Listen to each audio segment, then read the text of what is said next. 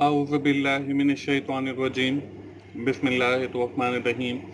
अस्सलाम वालेकुम दोस्तों, मैं हूं मोहसिन रज़ा और आप लोग देख रहे हैं मेरा यूट्यूब चैनल जिसका नाम है की टू सक्सेस। दोस्तों, की टू सक्सेस बनाने का मेरा मकसद ही यही था कि मैं आप लोगों को आपके एग्ज़ाम की तैयारी करवा सकूं, चाहे वो आपके ग्रैंड क्विज़ की सूरत में हो, चाहे वो आपके मिड टर्म की सूरत में हो या आपका फाइनल टर्म की सूरत में हो। तो दोस्तों, आज की जो मेरी वीडियो है वो हमारी MGT 101 फाइनेंशियल अकाउंटिंग का हमारा जो ग्रैंड क्विज है उस हवाले से है। तो चलिए दोस्तों, हम लोग अपना ग्रैंड क्विज शुरू करते हैं। फर्स्ट क्वेश्चन आप लोगों को स्क्रीन के ऊपर नजर आ रहा है। Credit note is issued by the seller when fill in the blank or return. इसमें कैश सेल है, इसमें कैश परचेज है, इसमें क्रेडिट सेल है और क्रेडिट परचेज है। तो जब भी हम अपनी जो सेल्स है वो रिटर्न करते हैं तो उस सूरत में जो है हमारा क्रेडिट नोट इशू होता है। तो थर्ड ऑप्शन जो है ये हमारे इस सवाल का बिल्कुल ठीक जवाब है। इसके बाद क्वेश्चन नंबर 2 है, goods purchase on account increase. Cash है, डेटर्स हैं, रेवेन्यू है और लाइबिलिटीज है। जब भी हम गुड्स परचेज करते हैं उधार के ऊपर यानी अकाउंट के ऊपर या किसी सप्लायर से, तो हमारी जो लाइबिलिटीज हैं, मतलब जो हमने पेमेंट्स करनी होती हैं, वो हमारी इंक्रीज हो जाती हैं।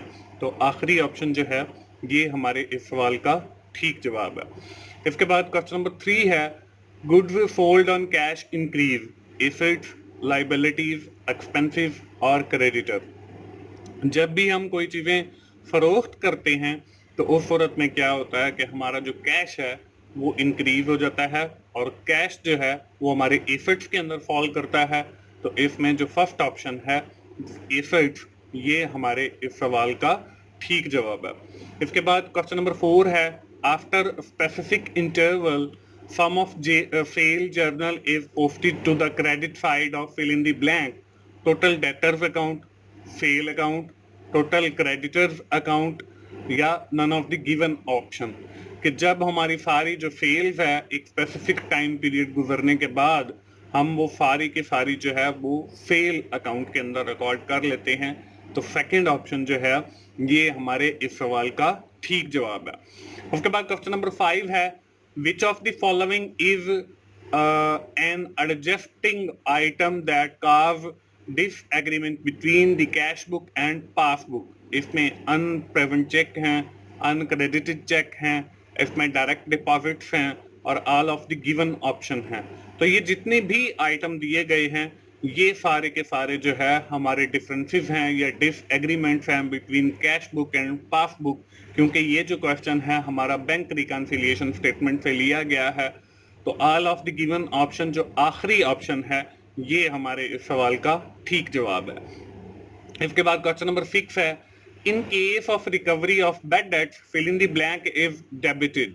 इसमें बैंक अकाउंट है, इसमें डाउटफुल डेट्स अकाउंट है, इसमें डेट अकाउंट है, इसमें बैड डेट रिकवर्ड अकाउंट है। तो जब भी हमारी कोई बैड डेट रिकवर होती है तो उस सूरत में जो है हम बैंक अकाउंट यानी पहले ऑप्शन जो है उसको डेबिट करते हैं। तो फर्स्ट ऑप्शन जो है ये हमारे इस सवाल का ठीक जवाब है। इसके बाद क्वेश्चन नंबर 7 है, income is recovered when received either earn or not according to. कि हम जो है अपनी इनकम रिसीव करते हैं चाहे हमने वो अर्न की हो या ना की हो, उसको हम कहते हैं cash accounting, accrual accounting, cost accounting या मैनेजमेंट अकाउंटिंग। तो ऐसी इनकम जिसको हम रिसीव तो कर लें यानी अर्न कर लें, रिसीव कर लें और अभी हमें कंफर्म नहीं है कि हमने अर्न की है या नहीं की है, तो ऐसी इनकम को हम अक्रूवल अकाउंटिंग के अंदर रिकॉर्ड करते हैं। तो सेकंड ऑप्शन जो है ये हमारे इस सवाल का ठीक जवाब है। इसके बाद क्वेश्चन नंबर 8 है, which of the following become the part of cost of good sold. इसमें ओपनिंग स्टॉक है, इसमें परचेजेस हैं, इसमें क्लोजिंग स्टॉक है और all of the given option है। तो हमारी जो कास्ट ऑफ गुड सोल्ड है इसके अंदर हमारा ओपनिंग स्टॉक भी होता है, हमारा क्लोजिंग स्टॉक भी होता है और हमारी नेट परचेजेस भी होती हैं। तो all of the given option जो है ये हमारे इस सवाल का ठीक जवाब है।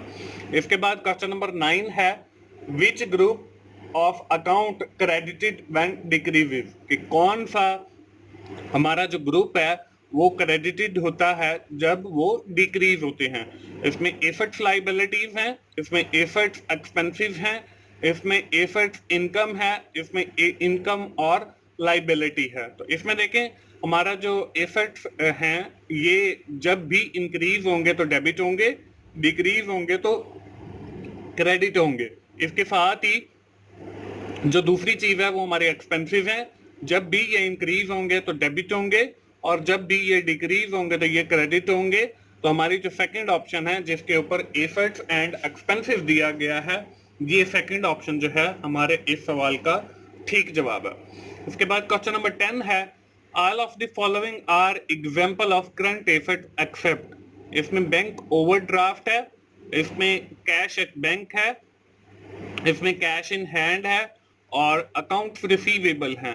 तो हमारे जो करंट एसेट्स होते हैं उसमें हमारा कैश भी आता है, इसमें हमारा कैश एट बैंक भी आता है और अकाउंट रिसीवेबल भी आता है। तो बैंक ओवरड्राफ्ट जो है ये हमारे करंट एसेट्स के अंदर नहीं आता। तो फर्स्ट वाली जो ऑप्शन है ये हमारे इस सवाल का बिल्कुल ठीक जवाब है। इसके बाद क्वेश्चन नंबर 11 है, bank overdraft will fall under which of the following classification of accounts. इसमें एसेट्स हैं, इसमें एक्सपेंसेस हैं, इसमें रेवेन्यूज हैं, इसमें लाइबिलिटीज हैं। तो हमारे जो क्लासिफिकेशन ऑफ अकाउंट है बैंक ओवरड्राफ्ट की, ये हमारी लाइबिलिटीज के अंदर आता है। तो आखिरी ऑप्शन जो है ये हमारे इस सवाल का ठीक जवाब है। इसके बाद अगला क्वेश्चन है, the creditor account will fall under which of the following classification of account. इसमें एसेट्स हैं, इसमें एक्सपेंसेस हैं, इसमें लाइबिलिटीज हैं, इसमें रेवेन्यू हैं। तो हमारे जो क्रेडिटर होते हैं इससे मुराद ये है कि ये ऐसे लोग हैं जिनकी कंपनी ने या हमने पैसे देने हैं, यानी कि हमने इनसे सामान खरीद किया है और अभी पेमेंट की अदायगी करनी है। तो ये हमारी जो है वो लाइबिलिटीज के अंदर आते हैं, क्योंकि ये लाइबिलिटी बनती है कि हमने अभी पैसे देने हैं। तो थर्ड ऑप्शन जो है ये हमारे इस सवाल का ठीक जवाब है। इसके बाद क्वेश्चन नंबर 13 है, withdrawal by the owner for a personal use reduce. इसमें लाइबिलिटी है, इसमें रेवेन्यूज हैं, इसमें इक्विटी है, इसमें लॉसेस हैं। तो हमारे जो पर्सनल यूज के लिए हम पैसे निकलवाते हैं कारोबार से, तो वो हमारी जो इक्विटी है यानी कि जो पैसा हमने कारोबार के अंदर इन्वेस्ट किया है वो हमारा रिड्यूस हो जाता है। तो इक्विटी यानी थर्ड ऑप्शन जो है ये हमारे इस सवाल का ठीक जवाब है। इसके बाद क्वेश्चन नंबर 14 है, at the closing date of the period the sum of purchase journal is debited to. Purchase account है, टोटल क्रेडिटर्स अकाउंट है, टोटल डेबिटर्स अकाउंट है और इसमें none of the given option है। तो हम परचेज जर्नल की बात कर रहे हैं कि हमने चीजें खरीद की हैं, तो ये हमारी जो है वो टोटल क्रेडिटर्स के अकाउंट के अंदर जाएंगी। तो सेकंड ऑप्शन जो है ये हमारे इस सवाल का ठीक जवाब है।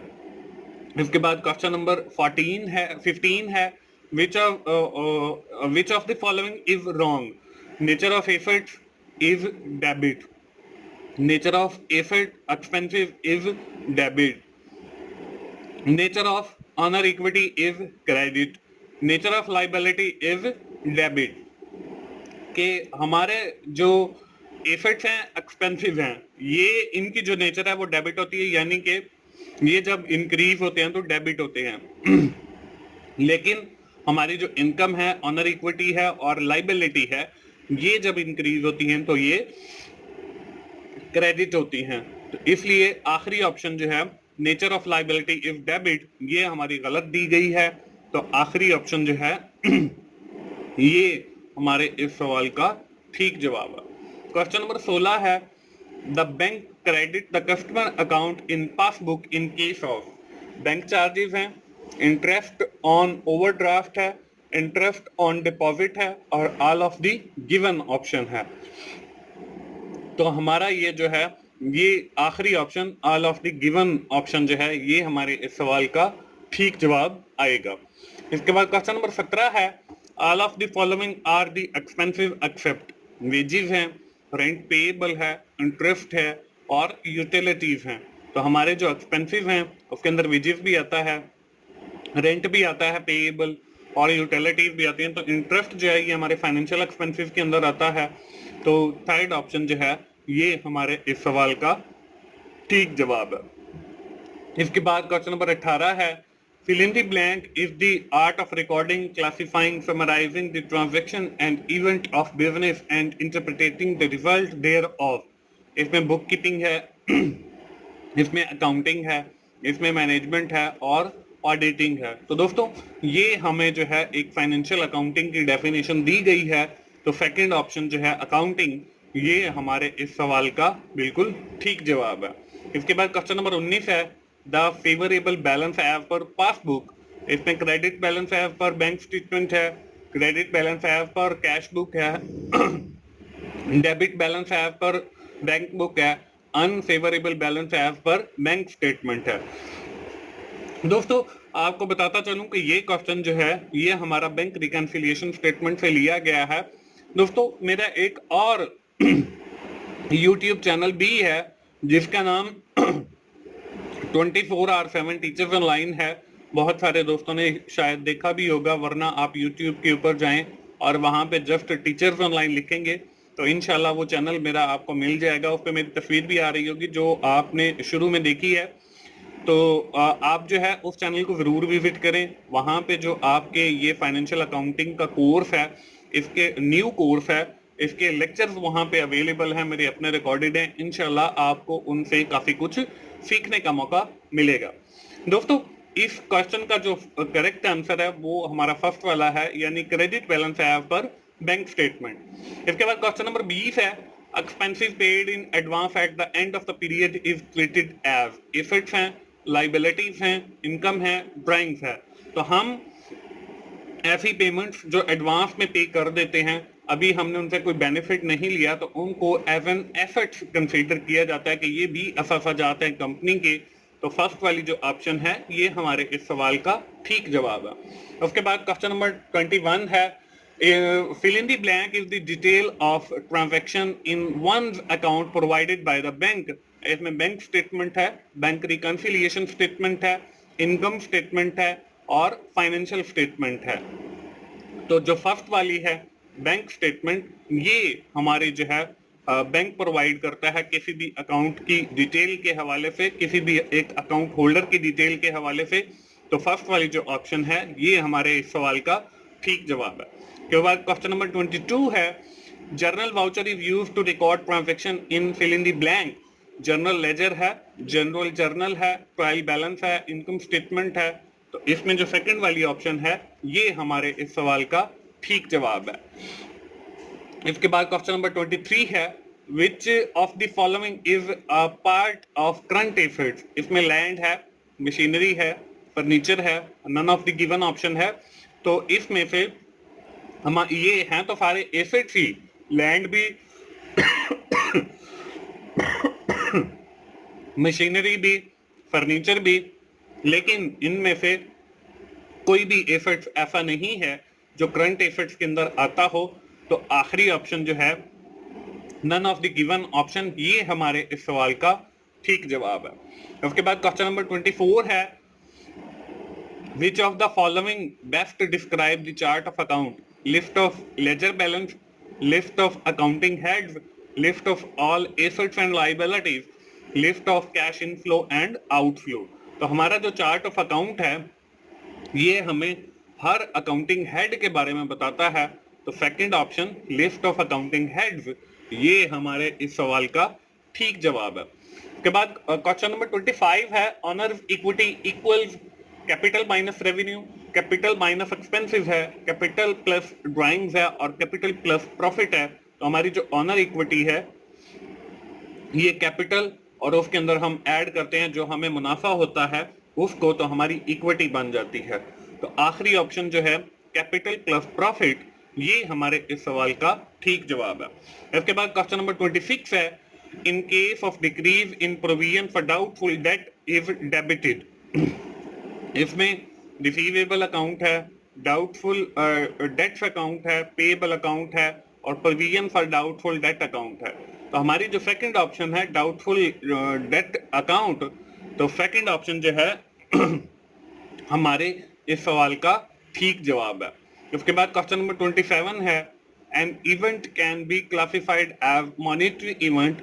इसमें लूजिंग अ मैच है, परचेजिंग ऑन कैश है, और विनिंग ट्रॉफी है, और प्लेसिंग परचेज ऑर्डर है। तो दोस्तों इसमें परचेजिंग ऑन कैश जो है ये हमारा मॉनेटरी इवेंट है। तो ये जो है सेकंड ऑप्शन ये हमारे इस सवाल का ठीक जवाब है। उसके बाद क्वेश्चन नंबर 28 है, in case of creating provision for doubtful debt fill in the blank is debited.